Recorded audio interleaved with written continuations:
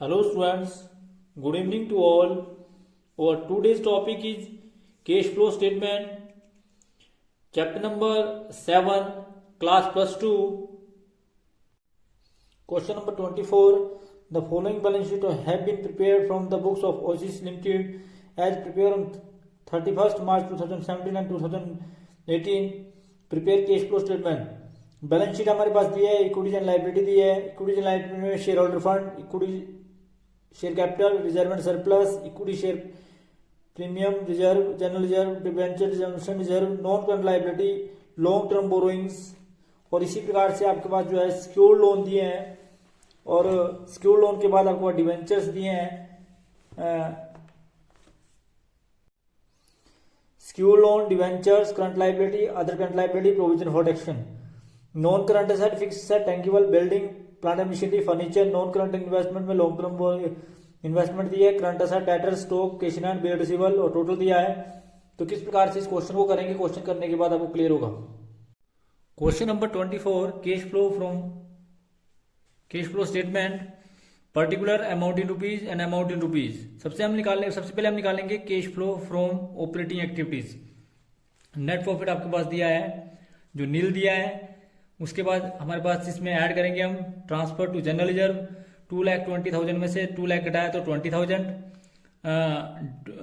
Debenture redemption reserve 1,10,000 में से 1 लाख घटाया तो आपके पास बचा 10,000. इसके बाद हम इसमें ऐड करेंगे provision for taxation. Provision for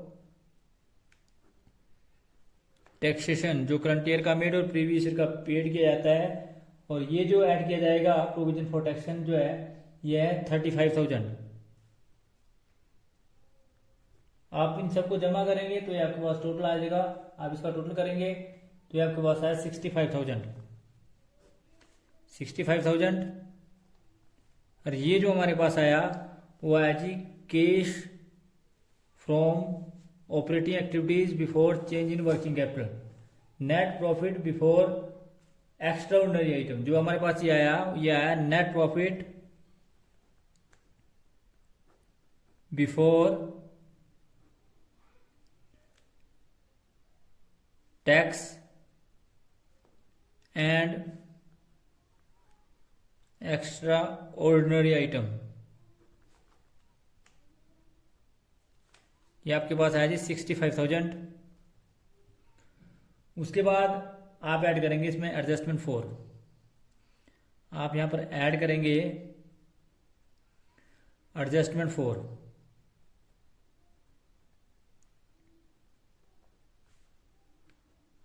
adjustment 4 में आप सबसे पहले ऐड करेंगे depreciation on building. Depreciation on building. तो डेप्रिसिएशन ऑन बिल्डिंग जो हमारे पास है वो है 5,70,000 माइनस 5 लाख. 5,70,000 माइनस 5 लाख. 5,70,000 की वैल्यू जो है की चीज जो है वो 5 लाख की रही. इसका मतलब 70,000 जो है वो डेप्रिसिएशन लगा. उसके बाद depreciation on plant and machinery. Depreciation on plant and machinery. Plant and machinery पे जो डेप्रिसिएशन लगा वो कितना लगा जी. ये आप लगाएंगे 3,60,000 में से 3,60,000 आपके पास वैल्यू दी हुई है ओपनिंग में और लास्ट में रही 3,51,000. दैट मीन्स कि जो 9,000 है वो डेप्रिसिएशन लगा. उसके बाद आपके पास depreciation on furniture. Depreciation on furniture. तो डेप्रिसिएशन ऑन फर्नीचर जो आपके पास लगा वो लगा जी 90,000 की वैल्यू शुरू में थी और ये 81,000 रही. इसका मतलब है जो टोटल डेप्रिसिएशन लगा वो फिर लगा 9,000. ये सारा जो आपने इसको आप जमा कर देंगे तो ये आपके पास आया 88,000. 88,000 जब आप इसमें जमा करेंगे 88,000 जब आप इसमें जमा करेंगे तो आप ध्यान रखें कि 88,000 जमा करने के बाद हमारे पास जो आया operating profit before change in working capital. ये हमारे पास आया operating profit before change in working capital. तो ये आपको हमारे पास आया operating profit before change in working capital, जो हमारे पास आया वो आया जी 1,53,000। तो 1,53,000 आपके पास ये आया। ये हमारे पास आया जी operating profit before change in working capital. अब आप इसमें ऐड करेंगे, अब इसमें ऐड करेंगे decrease in current asset, decrease in current asset. जो करंट असेट डिक्रीज हुए उनको आप ऐड करेंगे, जिसमें सबसे पहले आपका स्टॉक है। स्टॉक कितना डिक्रीज हुआ जी? ये 1,55,000 था, और 1,55,000 में से वह आपके पास लास्ट में रह गया 1,45,000, और 1,45,000 जब आपने घटाया तो आपके पास आया 10,000।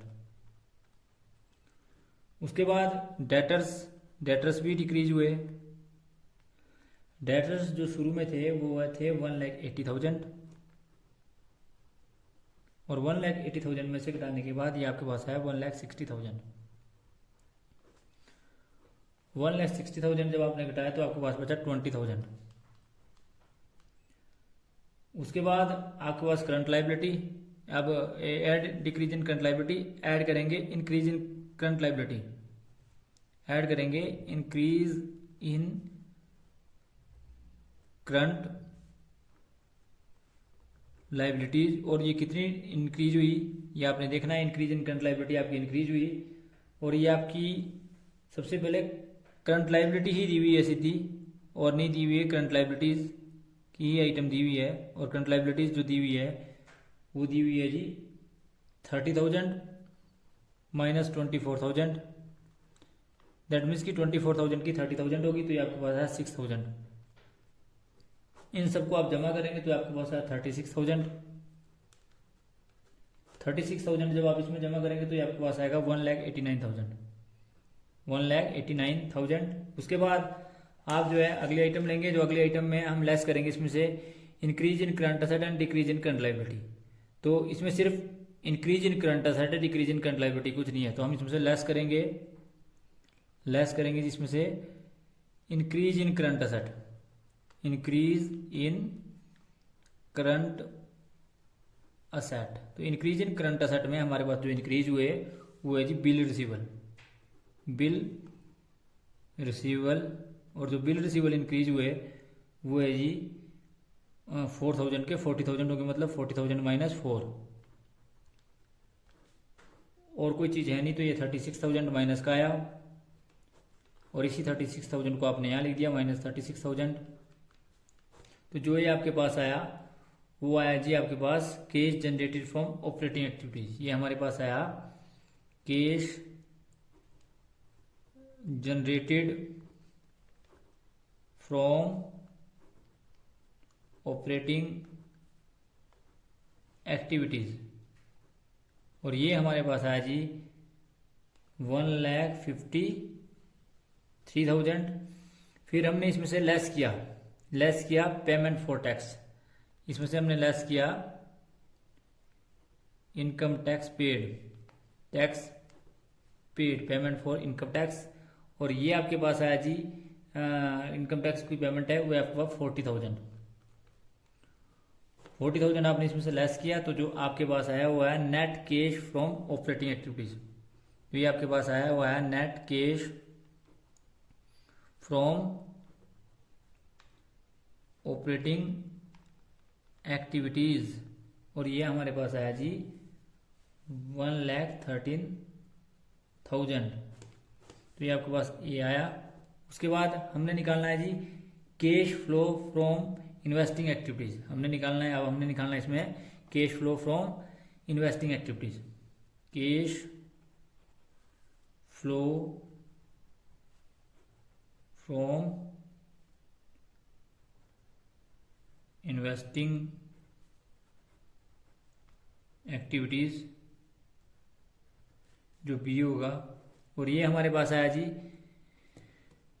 Purchase of investment. हमारे पास है इसमें सिर्फ purchase of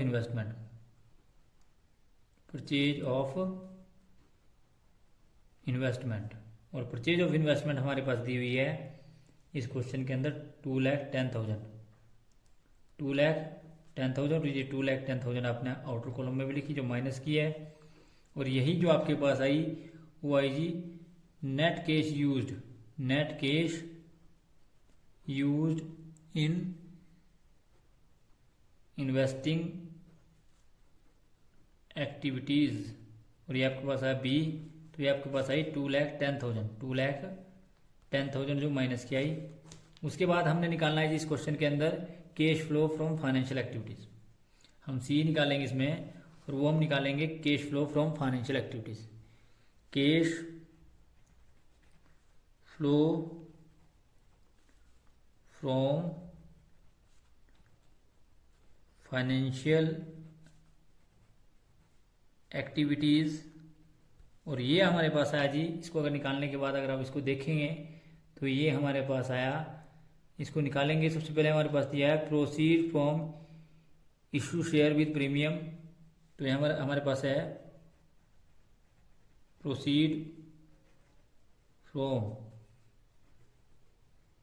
issue of share with premium, और ये हमारे पास दिया हुआ है जी इसमें 2,10,000। 2,10,000 proceed from issue of share with premium जो है आपके पास दिया है 2,10,000। आप इसमें लेस करेंगे redemption of debenture, redemption of debenture, redemption of debenture आपके पास आया, रिडम्पशन ऑफ डिवेंचर इसके अंदर हमारे पास आया 10,000 माइनस का 10,000। उसके बाद हमारे पास आया payment of secured loan, payment of secured loan, और ये भी हमारे पास आया माइनस का 1 लाख। 1 लाख, तो हमारे पास जो आया, जो अगर आप बात करें ये हमारे पास आया प्लस का 1 लाख, और यही प्लस का 1 लाख जो है net cash from financial activity आया, net cash from financial activities. Net cash from financial activities जो हमारे पास आया वो आया जी 1 लाख। 1 लाख ये आपके पास सी आ गया प्लस का। तो अब हम करेंगे net increase in cash and cash equivalent, net increase in cash and cash equivalent A plus B plus C. तो ये हमारे पास आया A plus B plus C, अगर हमने निकाला तो ये हमारे पास आया 3,000। ऐड करेंगे आप इसमें, क्या ऐड करेंगे जी आप इसमें, opening balance of cash and cash equivalent, opening balance of cash and cash equivalent, और ये हमारे पास है 5,000। और जो हमारे पास आंसर आएगा वो आएगा जी closing balance, closing balance of cash and cash equivalent, और ये हमारे पास है 8,000। तो ये हमारा आंसर है। तो ये था जी आपका क्वेश्चन नंबर 28, किस प्रकार से इस क्वेश्चन को किया जाएगा। कैश फ्लो स्टेटमेंट जो है वो पूरी तरह से आपके सामने मैंने प्रेजेंट करी। तो thanks for watching the video, please like, comment and subscribe my channel and press bell icon for next notification. Thank you.